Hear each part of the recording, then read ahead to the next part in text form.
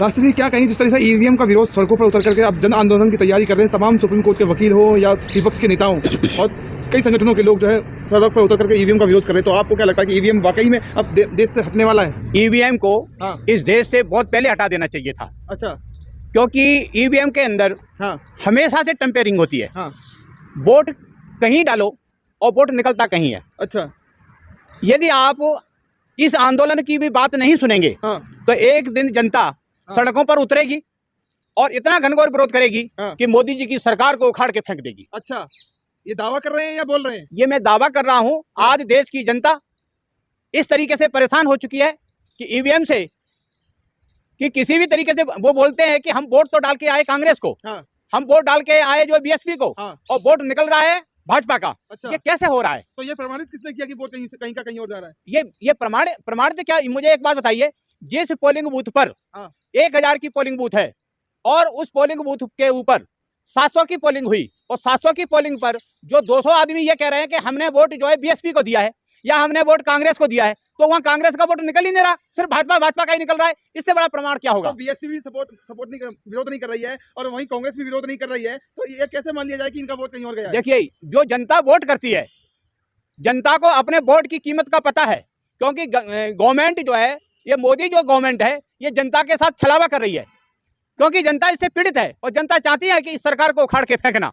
पर उखाड़ के फेंके कैसे? क्योंकि ये तो ईवीएम मशीन का टेम्परिंग हो रही है और टेम्परिंग जब तक नहीं रुकेगी, जब तक, या तो आप इस तरीके से कीजिए, आप ईवीएम मत रोकिए, परंतु आप एक काम जरूर कीजिए कि आप वोट डालें और उसकी पर्ची निकले और वो पर्ची एक बॉक्स बना दीजिए, उसके अंदर डले, जिससे ये वोट डालने वाले को पता होना चाहिए कि मैंने वोट कांग्रेस को किया है। अच्छा, मेरा सवाल ये है कि आप ईवीएम का विरोध करेंगे, ईवीएम बहुत पहले से हट जानी चाहिए थी। ईवीएम लाने वाली कौन सी पार्टी थी, आपको पता होगा? नहीं, पूरा लीजिए। ईवीएम लाने वाली कांग्रेस। अब जब कांग्रेस अपने कार्यकाल में काम करती रही तब ईवीएम बहुत बढ़िया अच्छी भली, और जब बीजेपी उस पर काम कर रही है तब ईवीएम खराब। ये दो तरीके के, मतलब मीठा मीठा हफ हफ, कड़वा कड़वा थू थू, ये तो चलेगा नहीं। ऐसा नहीं है। देखिए, कांग्रेस एक दूरगामी परिणामों को सोच करके इन मशीनों को लाई थी।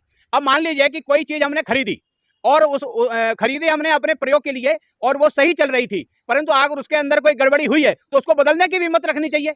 अब कांग्रेस जब थी तब सारा चुनाव सही से होता था, और जब से ये भारतीय जनता पार्टी 2014 से आई है, ये ईवीएम की टेम्परिंग करने लगी है। इसलिए अब इनकी कमजोरियों का पता लगा है कि इसके अंदर ये कमी है कि वोट कहीं डालो और वोट कहीं पहुंच रहा है। उससे पहले ऐसा टेम्परिंग करते ही नहीं थे लोग। अच्छा, क्या लग रहा है ईवीएम के जो ईवीएम मशीन है उसके अंदर जो पहले व्हाइट शीशा था उससे ब्लैक करने से कुछ फर्क पड़ा है क्या? ब्लैक शीशा होने पे कोई?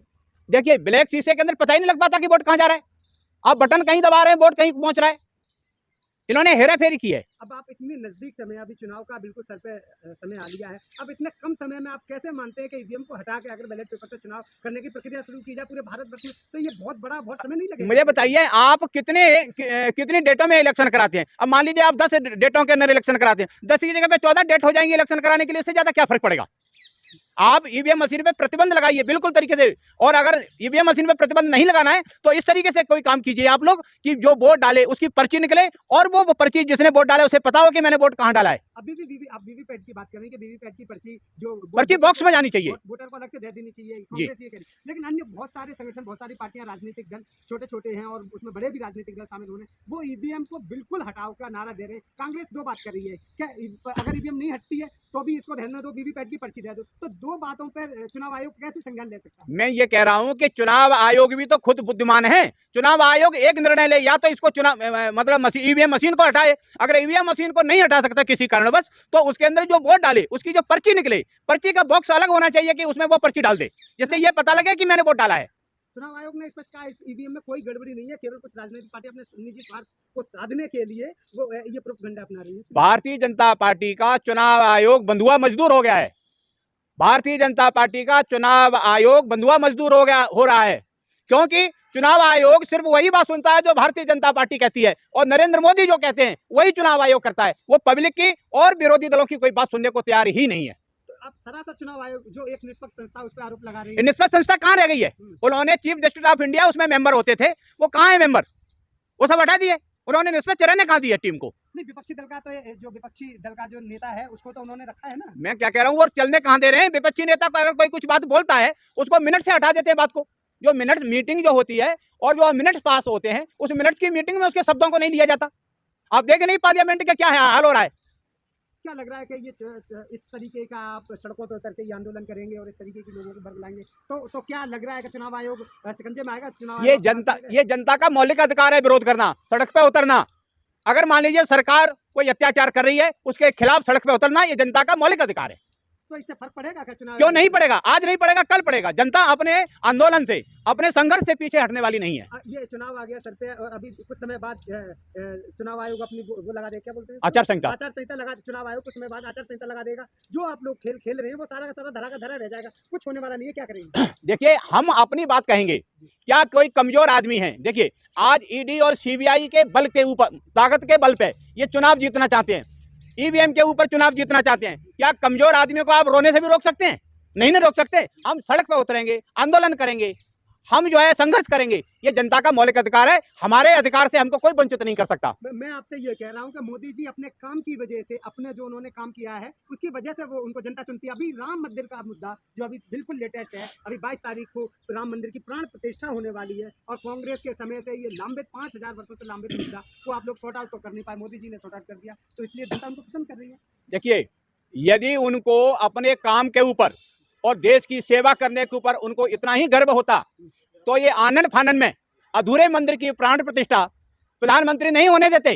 अगर उनको अपने काम के ऊपर भरोसा होता तो, क्योंकि वो सब जगह तरीके से फैल चुके। 2 करोड़ नौकरी का उनका वादा फैल हो गया, 15 लाख रुपए फैल हो गए, सारे मुद्दों पर ये सरकार फैल हो रही है। इसलिए उन्होंने राम मंदिर का सहारा लिया है, अधूरे मंदिर की प्राण प्रतिष्ठा इसलिए आनंद फानन में कराए हैं कि राम मंदिर के नाम पर हम किसी तरीके से अपनी सरकार बना ले जाएं, परंतु जनता ऐसा होने नहीं देगी। पूरे देश की जनता जश्न मना रही है राम मंदिर प्राण प्रतिष्ठा को लेकर, और आप जो है उसकी बुराई कर रहे हैं, विरोध करने की बातें कर रहे हैं। देखिए, राम मंदिर, राम सिर्फ भारतीय जनता पार्टी के या आरएसएस के नहीं है।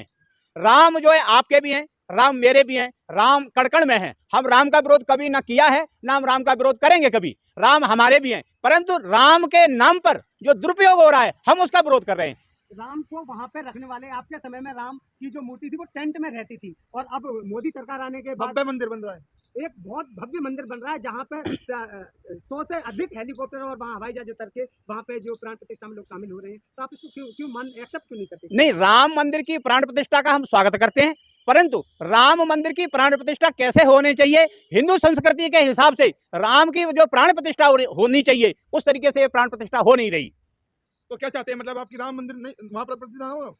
राम मंदिर की प्राण प्रतिष्ठा हो, परंतु 22 जनवरी को राम मंदिर की प्राण प्रतिष्ठा का जो मुहूर्त है वो शंकराचार्यों ने उसका विरोध किया है। हमारे जो सबसे धर्मगुरु 4 शंकराचार्य हैं, उन सारे चारों के चारों शंकराचार्य हमारे जो धर्मगुरु हैं, हमारे सर्वोच्च गुरु हैं, उन्होंने उसको कहा है कि ये मुहूर्त ठीक नहीं है। तो इसका मतलब है इस देश की जनता कैसे आपको सही मान लेगी? तो बीजेपी क्या राजनीतिक मुद्दा बनाने के लिए इसको अपना रही है? बीजेपी सिर्फ और सिर्फ राजनीतिक हथकंडा ही अपना रही है, क्योंकि उनके पास कोई भी चुनाव लड़ने के लिए मुद्दा नहीं है। राम मंदिर के नाम के सहारे ये चुनाव जीतना चाहते हैं, पर हम ऐसा सफल होने नहीं देंगे। विपक्ष की सरकार बनेगी, कांग्रेस के नेतृत्व में सरकार बनेगी। ये आप, मेरे को लग रहा है ख्याली पुलाव जो है पका रहे हैं। मोदी साहब कह रहे हैं 400 पार, तो कहाँ रह गई? ये जो नरेंद्र दामोदर दास जो मोदी हैं, ये इनके ये झूठ के अलावा इनके पास कोई काम नहीं है। अब की बार विपक्ष एकजुट होकर के मोदी को हर हालत में इस देश से हटाया जाए।